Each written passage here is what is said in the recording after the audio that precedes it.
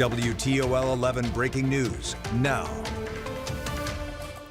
Thanks for joining us here for the news at 5. We start off with breaking news out of West Bloomfield, Michigan. Yeah, the suspect in an attack on a synagogue in the Detroit area is dead at this hour after the Oakland County Sheriff's Office says that suspect rammed a vehicle into the building and was confronted by synagogue security. In just the past 20 minutes, Temple officials released a statement reading in part, "Everyone is safe. All 140 students in our Susan and Harold Lost Early Childhood Center, our amazing staff, our courageous teachers, and our heroic security personnel are all accounted for and safe." It went on to read, quote, Temple Israel was the victim of a terrorist gunman who was confronted and neutralized by our security personnel who are truly heroes. Our teachers followed their training and kept the children safe and calm. Now, this is coming to you before we know anything about our future programming or services or any investigation. We wanted you to know that we are safe and we love you all, end quote.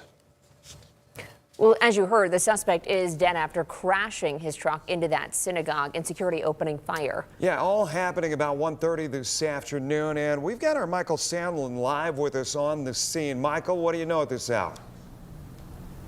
Well, Jeff, I was at the scene earlier today, and one thing that stood out to me was the crowds of people that were there. There were families, there were small children, people in the community wondering what happened and what happens next. That's why we're here at the Jewish Community Campus right now, hoping to hear some answers within the next hour. Now, FBI has just released a statement saying that we should get some answers by 6 o'clock. And going back to what the Oakland County Sheriff said just a few hours ago, wondering, was anyone else involved in this? What happens on the investigative side? What are we going to learn about the person that drove into this building, and what was their motivation for behind what happened? Now, as we have continued to reiterate, no one was hurt besides one person who was hit by that vehicle as it drove into the building, but we can report there were no deaths besides that shooter.